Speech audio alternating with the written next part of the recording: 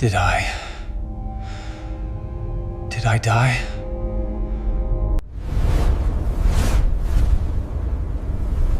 The life I gave you has ended.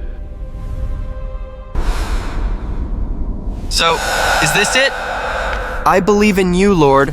I believed in you. Lord.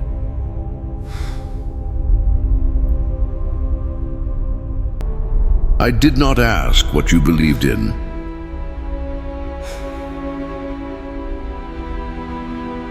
I ask you, what did you do with the love I gave you?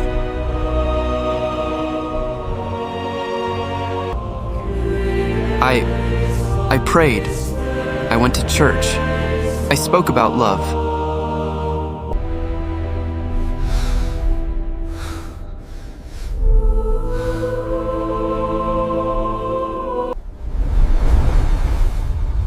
I did not ask for words.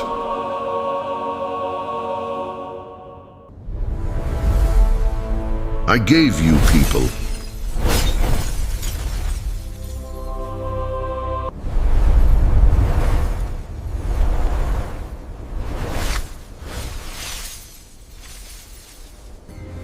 Lord, I didn't think it was this serious.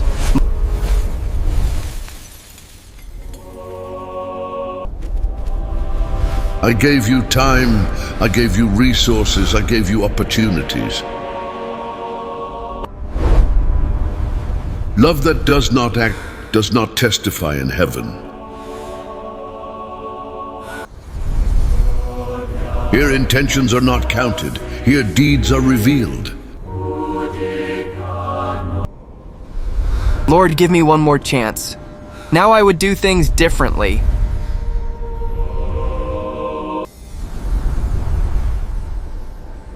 Time was given to you on earth.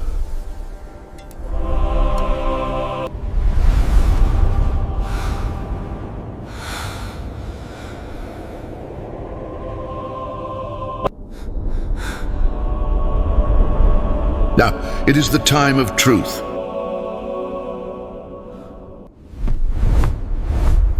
And you, are you ready to answer that question?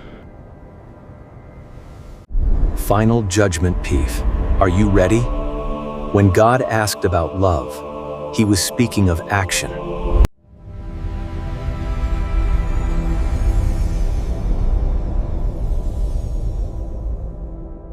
What if Judgment Day doesn't begin with thunder, but with a simple, direct question, impossible to evade? Did you truly love? Not the love declared in pretty words, nor the love that is shown off, promised, or explained. The love that is lived when no one is watching. Because before God there is no spiritual resume, no position, no elegant excuse. There is only truth, and the truth is often uncomfortable. Many people imagine this moment as a religious reckoning, but perhaps it is something much more intimate and disturbing. When God asked about love, he didn't want to know how many prayers you said, nor how many times you were present in a temple. He asked about what you built with your life, how you treated people, whether you used work to serve or just to hide. How many have transformed work into an alibi for absence, an emotional shield, a justification for never loving deeply? This question pierces the heart because it reveals something we prefer to ignore. It's possible to seem correct and still be empty. It's possible to be productive and completely absent. Think about this as you listen. Observe your own story, your choices, your silences. Write in the comments the first word that this reflection awakened in you, because what follows delves into exactly this point that nobody likes to look at. Because understanding this content isn't just about listening to a story, it's about allowing it to confront you. Watching half of it or listening distractedly won't help, because each idea here was constructed to touch precisely on the point we usually avoid. When you understand, something changes. When you understand, the question ceases to be abstract and begins to point inward. That's why this video isn't for passing the time, it's for awakening consciousness. If this reflection resonates with you, don't stay silent. Silence is also a response. Write in the comments what has bothered you the most so far, or the word that best defines how you felt when you heard this. Your comment isn't just engagement, it's part of the process of facing the truth. And if you realize that this content is making you think, Leaving a like is a simple but powerful way to show that this type of message needs to continue reaching more people. Subscribe to the channel so you don't miss the next parts, because what comes next delves even deeper into this question and reveals something that many are not prepared to hear. Stay tuned, because now we enter the point where work, love, and choices cease to be theory and begin to be confronted directly. The unavoidable day doesn't arrive as a spectacular surprise. It arrives as a logical end, not because someone announced it, but because everything that was postponed finally demands its presence. Judgment Day is not a threat created to frighten fragile consciences. It is a silent certainty that accompanies every choice made automatically. There will be no lawyer to reinterpret intentions, no well-formulated excuses, no more time to correct what was pushed aside. What exists is what was lived, exactly as it was lived. There is a deep fear attached to this moment, because deep down, everyone knows it's not about punishment, but about revelation. What will be revealed are not isolated mistakes, but patterns. The way you loved, the way you avoided loving, the way you used work, faith, obligations, and even tiredness as justification for not being present. The fear doesn't come from God. It comes from the belated recognition that there were real opportunities to act differently. That's what makes this day inevitable. It doesn't depend on belief, it depends on truth. Many people live as if judgment were a distant, almost symbolic event, something that can be neutralized by good intentions or by a seemingly correct life. But the central question is not whether you were correct, but whether you were whole. How many relationships were lived halfway? How many affections were postponed? How many conversations were avoided in the name of practicality, pride, or routine? Modern life offers 1,000 ways to occupy oneself and almost none to surrender, and that weighs heavily. When we talk about the final judgment, our minds rush to grandiose images. But perhaps the most disturbing scenario is silence, a silence where there is no longer any way to explain, only to acknowledge. To acknowledge that there was love available, but not accessed, that there were people expecting presence, but received functional absence, that there was faith, but a comfortable faith without risk, without real surrender. The inevitable fear is born precisely there, in the perception that there will be no way to negotiate with what has been neglected. This day doesn't ask what you knew, it asks what you did with what you knew. It doesn't ask what you felt, it asks what you chose to do despite what you felt. It doesn't ask if you believed in love, it asks if you practiced it when it was inconvenient, when it demanded time, listening, patience, and sacrifice.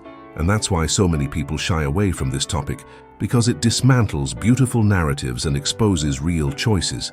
Perhaps the most disconcerting part is realizing that no one will be judged for not being perfect, but many will be confronted for being indifferent. Indifference is the most fertile ground for the absence of love. It disguises itself as tiredness, focus, responsibility, maturity, but in the end, it only reveals a fear of commitment. The final judgment in this sense doesn't accuse, it only shows. It shows who you were when you had a choice. As you listen to this, something inside you might resist, try to minimize, try to rationalize. That's natural. Consciousness always reacts when it's touched. But honestly observe what this idea awakens in you now. Don't answer me, answer yourself first. And when you reach the end, come back here and write in the comments a word or phrase that represents that feeling, such as fear, truth, I woke up, time, or even I'm not ready. This simple gesture is already a first step in facing it, and what comes next requires exactly that courage. The question everyone expects is never the one that actually comes. There's an internal preparation to answer about rules, rituals, visible behaviors, everything that can be explained, defended, organized into beautiful phrases. Many spend their entire lives practicing answers that no one asked for, and when the unavoidable moment finally arrives, the question completely ignores the rehearsed script. God doesn't ask if you attended church, how many times you prayed, or how many sacred texts you knew by heart. He cuts through all of that with a single, simple, and devastating question. What did you do with the love I gave you? This shattering of expectations disarms any defense, because love isn't proven by physical presence in a place, but by emotional presence in people's lives. Love isn't measured by words, but by commitment. And it's precisely there that many realize they confused faith with habit, spirituality with comfort, commitment with appearances. The love that was given wasn't theoretical, it was practical. It was meant to be lived in everyday life, in conflicts, in difficult choices, in moments when loving costs something?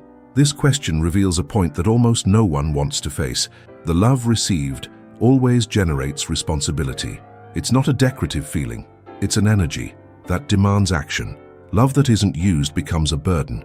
Love that isn't shared transforms into internal demands. How many people have received affection, opportunities, care, but chose to close themselves off, protect themselves, prioritize themselves excessively, believing that this was maturity? How many used work as a legitimate excuse not to get involved, not to listen, not to give of themselves?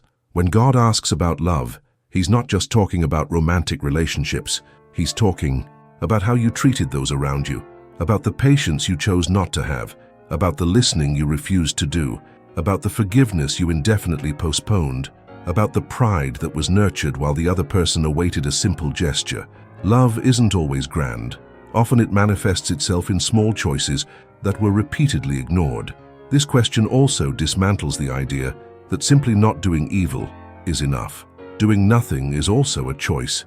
The absence of action, emotional neutrality, constant detachment, all of this communicates something. In the final judgment, it's not just about what was done wrong, but about what was left undone when there was awareness and opportunity. The love given demanded a response, demanded action, demanded risk, and risk is always frightening.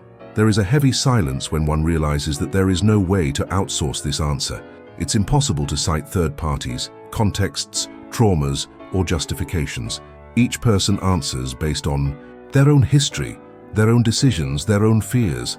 This question doesn't accuse, it reveals. It reveals whether love was embraced or wasted, whether it was multiplied or buried, whether it was lived or merely admired from afar. As you listen to this, perhaps something will begin to fall into place. Perhaps a feeling of unease will arise, perhaps a specific memory, perhaps someone's face. Don't ignore it. This reaction is not random. It points precisely to the place where this question touches you. In the end, go back to the comments and write something that represents this realization. It could be unlived love. I avoided it. I hid. I ran away. I understand now. Or any short phrase that translates what this question awakened in you, because the next part delves even deeper into this silent confrontation. Love that doesn't work often looks beautiful on the outside, but empty on the inside. It hides behind correct words, noble intentions, and well-organized speeches, but never materializes into action. It's a love that likes to be felt but not lived, a love that feels emotion but doesn't commit, and when love doesn't serve, doesn't help, doesn't act, it ceases to be a testimony and becomes merely a comfortable idea, a decorative feeling disguised as faith.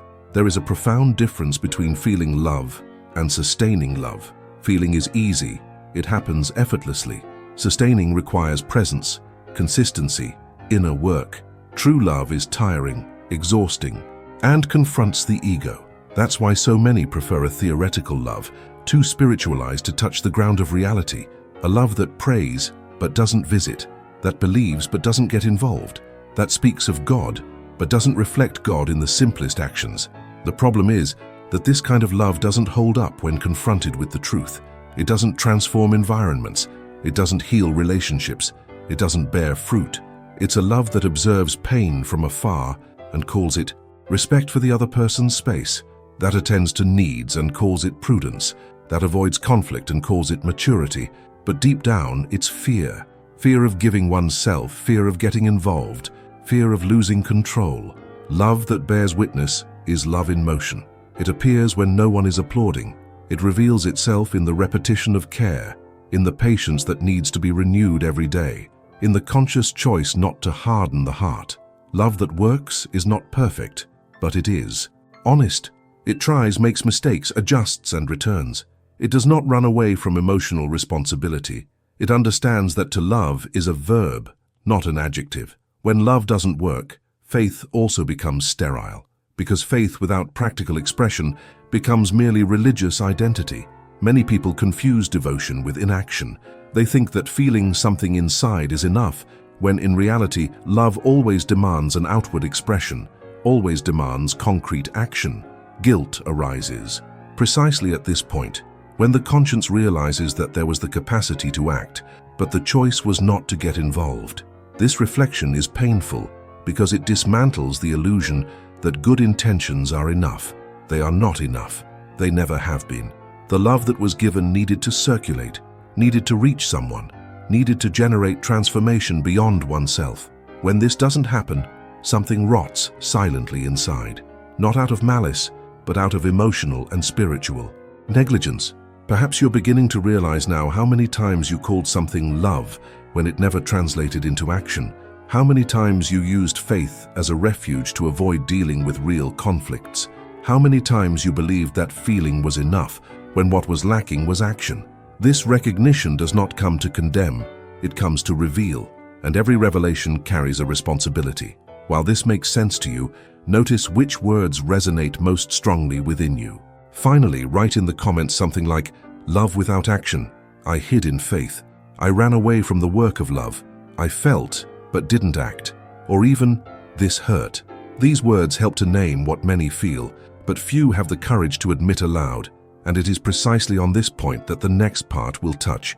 God is not deceived because he does not only observe what is shown, he sees what has been carefully hidden throughout life.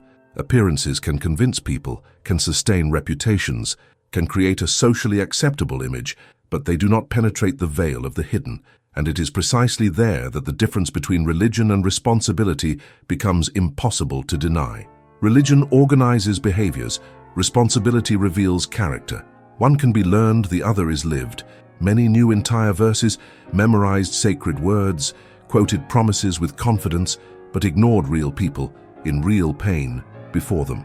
They passed right by those in need while justifying haste as commitment, tiredness as a healthy limit, distance as wisdom. They prayed beautifully, spoke eloquently of love, but did not allow themselves to be interrupted by the needs of others. They called this faith, but in heaven it receives another name, a name that weighs more than any visible error: omission. Omission doesn't shout, it whispers. It doesn't scandalize, it becomes normalized. That's why it becomes so dangerous. No one wakes up one day determined to be indifferent. Indifference is built, little by little, when one chooses not to see, not to feel, not to get involved. When responsibility is exchanged for comfort, and this is called balance. God is not impressed by spiritual discourses when actions remain empty. He witnesses every silent choice, every time it was possible to act and one chose to pass it on. There is a profound moral fear when this difference is exposed because it dismantles the illusion that it is enough to appear correct. It is not enough. It never has been. Religion without responsibility becomes a refuge for the ego, a place where conscience settles and stops moving. Responsibility, on the contrary, unsettles, calls outward, demands coherence between what is said and what is done. And coherence is costly. In judgment, you will not be asked how much you knew, but what you did with what you knew. The aesthetics of faith will not be evaluated, but the practice of love. How many times has someone needed a listening ear and found silence? How many times has someone needed presence and found polite absence? How many times was the need clear, but the response was spiritualized to avoid commitment? All of this is recorded not as a doctrinal error, but as a choice. This exposure isn't meant to humiliate, it's meant to reveal. To reveal that it's possible to be within a religious structure and still be distant from human responsibility. To reveal that it's possible to speak of God without reflecting on God. To reveal that true love always leaves marks along the way, while omission leaves only justifications. And justifications hold nothing up when the hidden comes to light. As these words unfold, notice if any specific scene comes to mind. A situation, a person, a moment when you could have acted differently. Don't push it away. This memory doesn't appear by chance. At the end, write in the comments something that translates this perception. It could be, I was negligent, I hid, I passed by, appearance, responsibility, or even this confronted me. Naming it is part of the process, because what comes next further deepens this line between what seemed like faith and what was in fact responsibility. The silence of omissions is heavier than any accusation spoken aloud. It is not accompanied by immediate guilt nor by evident remorse. It settles in like a constant, almost imperceptible background, while life goes on seemingly normally. In judgment, God does not merely list sins committed. He reveals the good that could have been done and was consciously avoided. This is where psychological fear arises. because it is not a matter of error due to weakness, but of choice based on convenience. There is a profound difference between falling and passing by. Falling involves human limitation, failure, imperfection. Passing by involves decision. How many times have you perceived the need and chosen not to get involved? How many times have you felt the impulse to act and stifled it with well-constructed rationalizations? The silence surrounding these choices creates a comfortable internal narrative, but deep down it accumulates weight.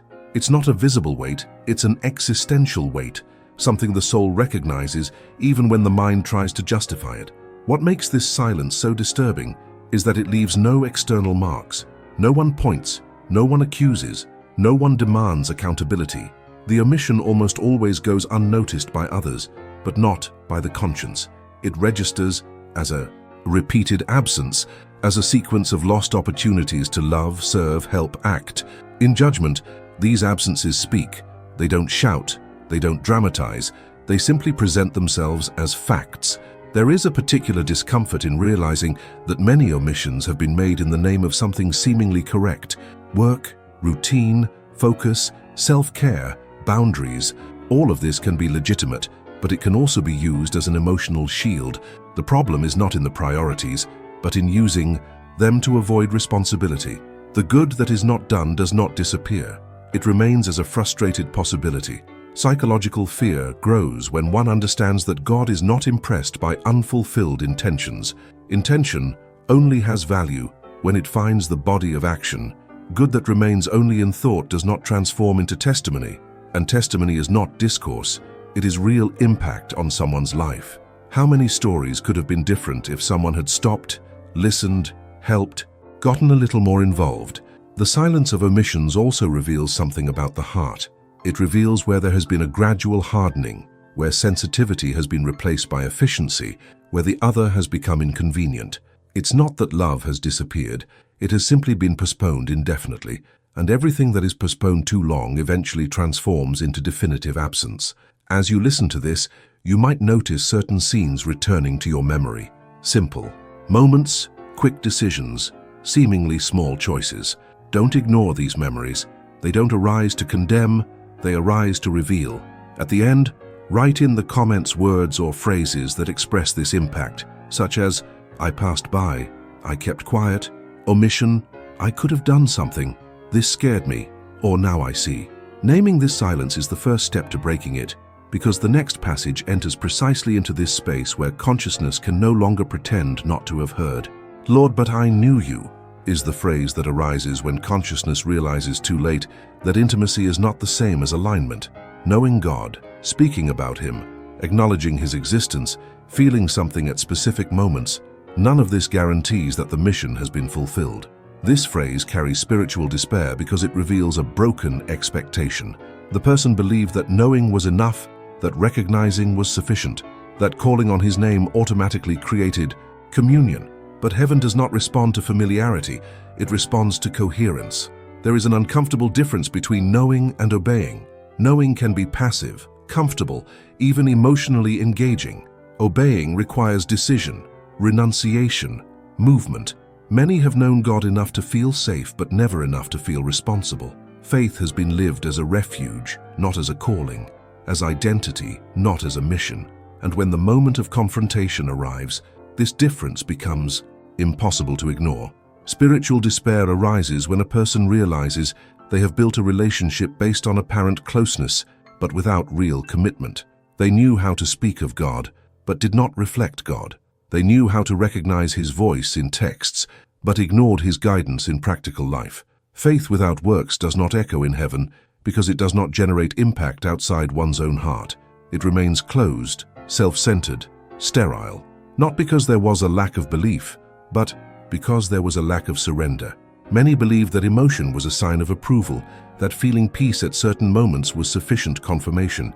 But emotion does not replace obedience. Knowledge does not replace action. True intimacy always produces movement, always shifts the person from themselves towards the other. When this does not happen, something is misaligned, even if everything seems spiritually correct. This phrase also reveals surprise, the surprise of someone who believed they were on the right path and discovers they were merely comfortable. The surprise of someone who confused spirituality with habit, faith with discourse, devotion with routine. Heaven is not impressed by verbal familiarity. It responds to lived faithfulness. And faithfulness almost always demands difficult, silent choices without applause. As these words unfold, perhaps a specific unease arises. Perhaps the realization that knowing is not the same as following, that listening is not the same as responding, that believing is not the same as living. This discomfort is not condemnation, it is a warning. It points to the distance between what one knows and what one does, and this distance weighs heavily.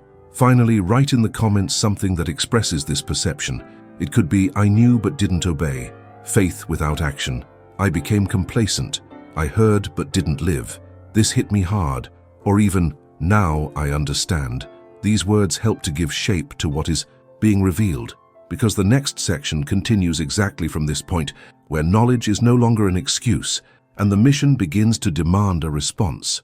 The work that reveals true love doesn't appear in the spotlight. It manifests itself in repeated choices when no one is watching. God doesn't measure the size of your faith, because faith can be inflated by words, emotions, and well-rehearsed speeches. He measures the impact of your obedience, because obedience always leaves concrete traces. Wherever it goes, something changes. Someone is reached. A reality is touched. True love doesn't remain suspended in the realm of intention. It descends to the ground of life and transforms into continuous action. There is a disconcerting moral clarity when one understands this. It's not about doing great deeds to be seen, but about taking on small responsibilities that no one wants to take on. Love that obeys doesn't ask if it's convenient. It asks if it's necessary. It doesn't choose the ideal moment, it responds to the possible call. This is where many get confused, because they expect love to always be something inspiring, when in reality love is often tiring, repetitive, and silent. The work of love demands constancy. It's not an isolated gesture that impresses heaven, but consistency over time. How many people began full of spiritual enthusiasm and stopped halfway because love began to demand too much? Demanding time, demanding patience, demanding self-sacrifice. Obedience is not glamour, it's commitment, and commitment reveals who truly understood what it means to love. When God observes the work, He sees beyond the visible effort. He sees the motivation, the faithfulness in the details, the willingness to continue even when there is no immediate return. The love that works does not give up at the first sign of weariness, does not retreat in the face of emotional difficulty, does not hide behind spiritual excuses. It perseveres, and persevering is one of the purest forms of obedience. This moral clarity is challenging because it shifts the focus from what one feels to what one does. Many wonder if they love enough, when the more honest question would be whether they obey enough. True love is not measured by the intensity of the feeling, but by the depth of the commitment. It's easy to say you love someone when everything is going well. It's difficult to continue loving when the other person doesn't reciprocate, when the environment is hostile, when there is no recognition. Work that reveals love also exposes hidden intentions. It shows who acts out of conviction and who acts only when it is convenient. It shows who serves to be seen and who serves because they understood the calling. God is not impressed by quantity. He responds to the quality of the offering. Simple but faithful obedience resonates more than grand, empty gestures. As you follow this reflection, you may begin to realize that true love has always demanded more than you imagined. You may realize that there were times when you retreated, postponed, rationalized. This realization is not meant to accuse, but to align. Love that obeys first transforms the one who practices it. It reorganizes priorities, adjusts values, redefines what truly matters. Finally, write in the comments something that reflects this clarity. It could be, obedience hurts. To love is to act. Commitment, constancy, real impact. Or even, I need to align. These words help to fix this truth in the conscious mind, because the next part continues exactly from this point, where love ceases to be a concept and begins to demand real action. When the heavens ask about people, they redefine everything you thought was a priority. They don't ask about interrupted dreams, unfinished projects, or plans that never left the drawing board. Dreams say a lot about desires, but people reveal choices. How many lives have you touched along the way? How many have you helped without anything in return? Without promise of reciprocation? without recognition, without applause? This question shifts the center of existence and exposes where the heart has truly been invested. Throughout life, it's easy to justify absences with dreams, professional dreams, personal dreams, spiritual dreams. Many believe they are living for something greater, when in practice they are merely living for themselves in a more sophisticated way. Heaven doesn't despise dreams, but it observes whether those dreams served as a bridge to reach people or as a wall to keep them away. True love is always expressed in relationship, never in glorified isolation. This reprioritization hurts because it challenges the modern narrative of success. We live in a culture that celebrates goals, results, individual achievements. Little is said about silent human impact. Little value is given to those who interrupted their own rhythm to care for, listen to, help, and support someone in the midst of chaos. In heaven, these interruptions count for more than brilliant achievements that never reached anyone but one's own ego. When God asks about people, He asks about closeness, not intention. He asks about who stood by your side during difficult times and how you responded. He asks about who crossed your path in a vulnerable state and whether they found acceptance or indifference. Dreams can be postponed, people cannot. People grow old, suffer, give up, leave. Each encounter carries an opportunity that will never be repeated. There's an inner shock when you realize that many dreams were protected with more zeal than people, that schedules were adjusted for goals, but not for relationships. That energy was invested in growth, but not in nurturing. This realization doesn't come to negate what you've built, but to reveal what was neglected while you were building. Heaven doesn't ask how much you've accomplished. It asks who has been transformed by your presence. Helping without expecting anything in return is one of the clearest signs of genuine love, not because the gesture is grand, but because it breaks the logic of self-interest. Love that calculates return is not love, it's emotional negotiation.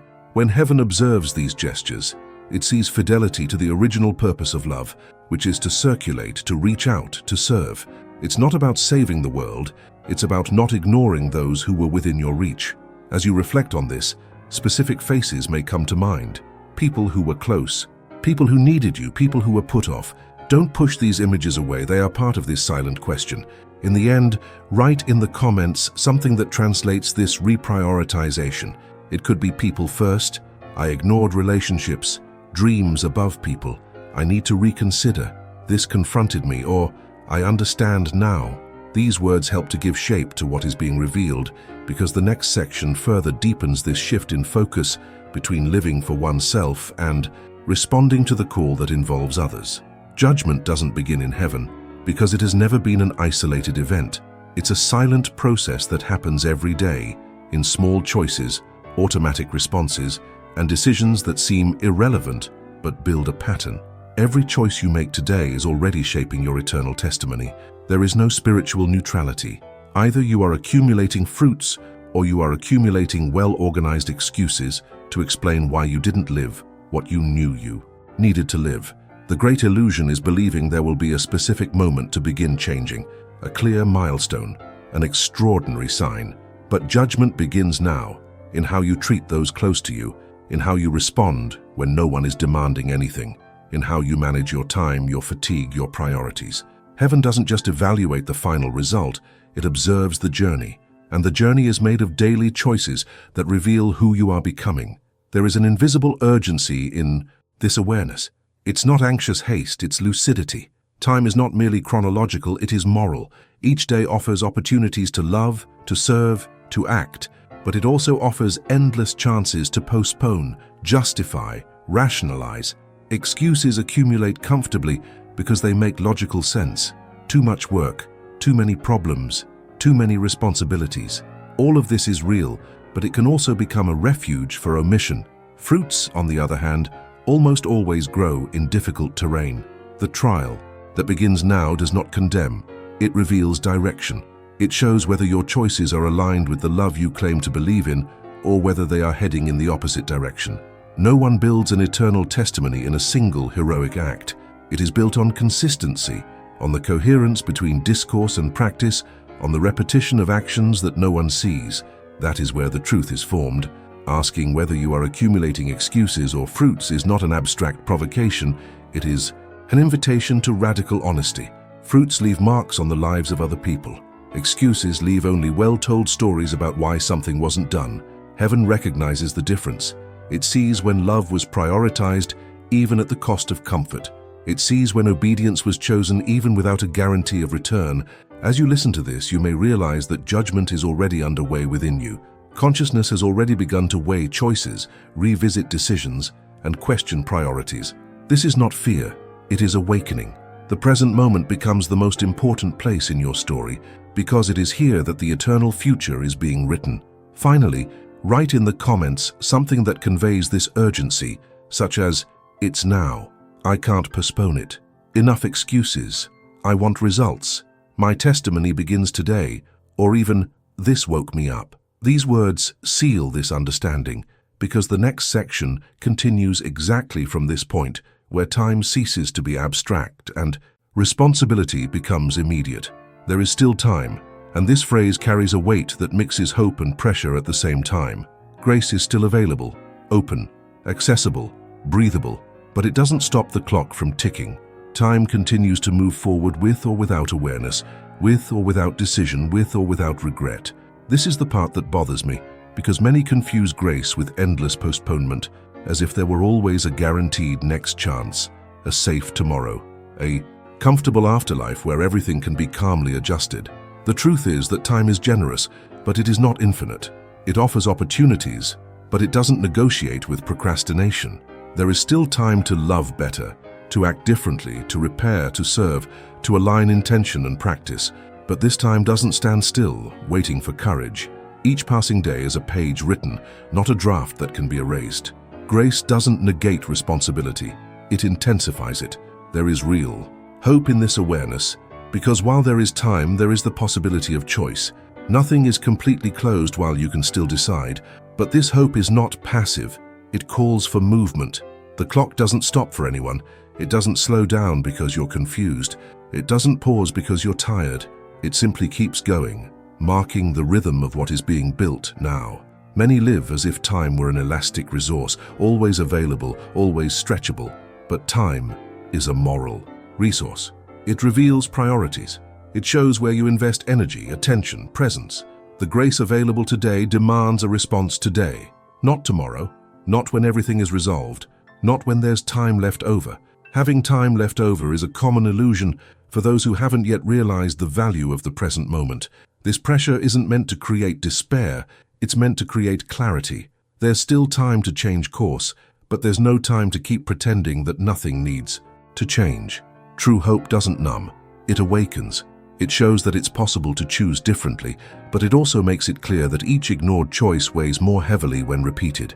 As you listen to this, you might feel a strange mix of relief and unease. Relief at realizing it's not too late yet.